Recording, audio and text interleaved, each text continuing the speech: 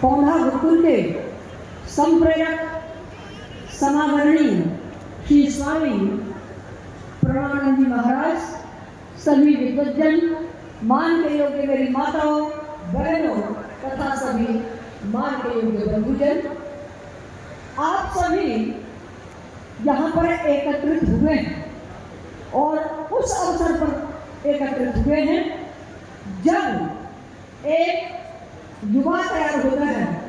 ये गुरुकुल युवावस्था में तैयार होकर के आपके सामने खड़ा है। 25 वर्ष हो गए हैं, 25 वसंत इस गुरुकुल ने अपने बिता लिए हैं। 26वें वसंत में ये कदम रख रहा है। इस गुरुकुल की रजत जयंती समारोह के अवसर पर आप बैठे हैं। जब किसी भी संस्था का बीजारोपण होता है और वो बीजारोपण जिस समय किया जाता है और वो किया जाना एक अग्नि और सोम के माध्यम से होता है। स्वामी जी महाराज ने अग्निना अग्नि समृद्धते, इस वेद की ऋचा के आधार पर जो अग्न्याधान किया, उस अग्नि का आधान इतना प्रबल हुआ कि यहाँ पर ये पढ़ने वाले जितने भी विद्यार्थी थे, जितने भी अंतर्वासी थे, वो अग्नि से इस प्रकार से ओतप्रोत हुए, वो सब देश देशांतर में जाकर के अपनी विद्या का जो परचम फहरा रहे हैं, निश्चित रूप से हमारे लिए बड़े मार्ग के और उद्देश्य के लिए बहुत ही प्रशंसा के योग्य है। महर्षि दयानंद ने आज समाज की जो स्थापना की थी, आज समाज की स्थापना क्यों की? इसलिए की कि आज सिद्धांतों को, वेद के सिद्धांतों को हम जन जन तक पहुंचा सकें।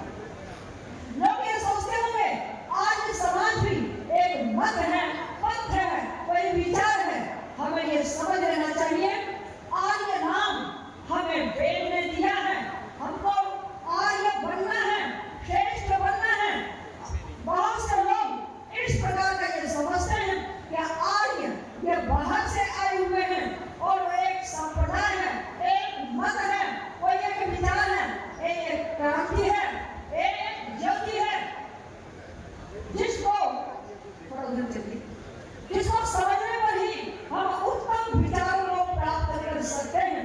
अन्यथा आर्य समाज एक ज्योति को नहीं समझा गया तो निश्चित रूप से हमारे जीवन में अंधकार ही अंधकार होने वाला है।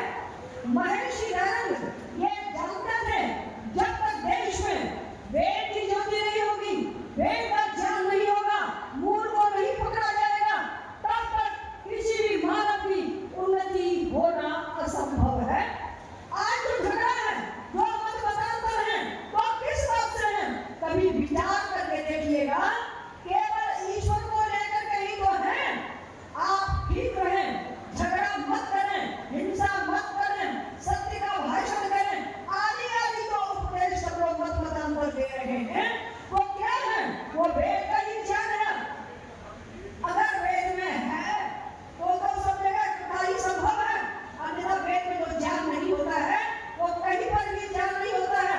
वेद के आधार पर ही सर्वत्र ज्ञान की कीर्ति फैली है और जहाँ वेद नहीं है वहाँ कोई भी कीर्ति नहीं फैलती है। जब पीएचडी करते हैं तो लोग ये सोचते हैं जब पांडुलिपियां केवल बौद्ध ग्रंथों की ही मिलती हैं। हमारे आदरणीय विद्वान धर्मेंद्र शास्त्री जी बैठे हैं, पीएचडी करवाते हैं और जो पांडुलिपियों का हवाला दिया जाता है केवल उनका दिया जाता है जो कि बौद्ध ग्रंथों की हैं, धम्मपद की हैं, वही आदि ग्रंथ समझे जाते हैं। बहुत कम वेदों की पांडुलिपियां एक दो प्राप्त हुई हैं जिनका लोग समझ करके कार्य करने की क्षमता रखते हैं, लेकिन वेद अनादि ग्रंथ है, आदि ज्ञान है वो, और वेद के आधार पर चलने के लिए महर्षि दयानंद ने कहा है सभी ग्रंथ सभी को पढ़ने चाहिए। संस्कृत बोलना बड़ा लोगों को कठिन लगता है, याद रखिए संस्कृत इतना कठिन नहीं है। जिस व्यक्ति को संस्कृत आ जाती है उस व्यक्ति को सभी भाषाएं आने में कोई कठिनाई नहीं पड़ती है, लेकिन जिस व्यक्ति को संस्कृत नहीं आती है वो हमेशा दूसरी भाषाओं के लिए बहुत ज्यादा प्रयत्न करता है, ये हम समझ करके चले। और ये संभव गुरुकुल में ही होता है। अंग्रेजी है, हिंदी है, संस्कृत है, तीनों भाषाओं का अधिकार होना चाहिए। ऋषिगण ने पहले ही कहा है, जैसे ही बच्चा बोलने के लायक हो जाए तो माता का ये काम होता है देवनागरी अक्षरों के साथ अन्य भाषाओं का भी अभ्यास कराया जाए। तो विरोध नहीं है कि अंग्रेजी नहीं पढ़ना है, लेकिन अंग्रेजी में जीना यही बुरा है, अंग्रेजी के लिए जीना ये बुरा है। संस्कृत को पढ़ेंगे, संस्कृत को जानेंगे,